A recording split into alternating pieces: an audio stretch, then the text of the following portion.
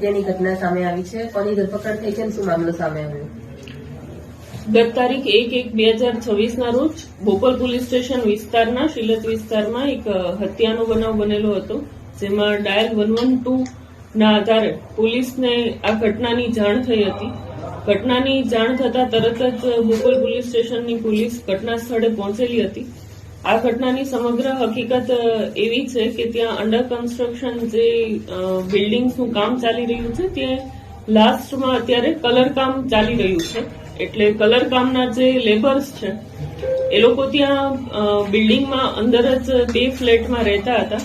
આ 2 ફ્લેટમાં જે લેબર રહે છે મૂળ એમપી મોરેના મધ્યપ્રદેશના વતની છે, અને રાતે આ ચારેય જે લેબર છે એ લોકો અંદરો અંદર સગા થાય છે, જેમાંથી 2 માસીયાઈ ભાઈ છે. એક જે લેબર છે એના મામા છે અને એક એના કાકા થાય છે. તો આ ચારેય ત્યાં સાથે રહેતા હતા અને એ દરમિયાન રાતે જમવા બેઠા હતા. એ જમવા બેસવામાં જમવા બાબતે અંદરો અંદર રકઝક થયેલી અને તેમાં જે મરણ જનાર છે રામુ કુશવા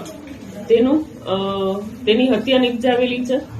આ સમગ્ર ઘટનામાં જે આરોપી છે વિષ્ણુ કુશવા તેનું માસી ભાઈ થાય છે, અને તેમને જમવા બાબતે અંદરો અંદર જે રકઝક થઈ તેમાં વિષ્ણુના હાથમાં ડુંગળી સુધારતી વખતે જે છરી હતી એ છરી તેણે રામુના પેટમાં મારીને તેની હત્યા નિપજાવેલી છે. આ સમગ્ર ઘટનાની જાણ તે લેબરના જે કોન્ટ્રાક્ટર છે અજયભાઈ યાદવ એમને થયેલી હતી. અજયભાઈ યાદવે ત્યારબાદ આ ઘટના અનુસંધાને બોપલ પોલીસ સ્ટેશનમાં હત્યાના ગુનાની ફરિયાદ આપેલી છે. બોપલ પોલીસે આની હત્યાની જાણ થતા ઘટના સ્થળે પહોંચીને જે આરોપી છે વિષ્ણુ કુશવા તેની તાત્કાલિક જ અટકાયત કરેલી અને હત્યાનો ગુનો નોંધીને આગળ કાયદેસરની તપાસ હાથ ધરેલી છે. આ જે આરોપીઓના લોકો કેટલા સમયથી અહીંયા રહેતા હતા, કામ કરતા હતા? આ જે આરોપીઓ છે એમાં જે આરોપી છે વિષ્ણુ અને એની સાથે જે રહેતા હતા એ લોકો અત્યારે આ જે અંડર કન્સ્ટ્રક્શન સાઇટ છે ત્યાં કલર કામ માટે આવેલા હતા. આ અગાઉ તે છેલ્લા આશરે 2 વર્ષથી ગુજરાતમાં અલગ અલગ મજૂરી કામ કરી રહ્યા છે. સર, ઝઘડો કઈ બાબતે થયો હતો? જમવાની કઈ બાબત એવી હતી કે જેમાં ઝઘડો? એ લોકો જયારે રાતે જમવા બેઠા હતા એ વખતે બધા લોકો ત્યાં જ જમવાનું બનાવીને જમવાનું પીરસતા હતા.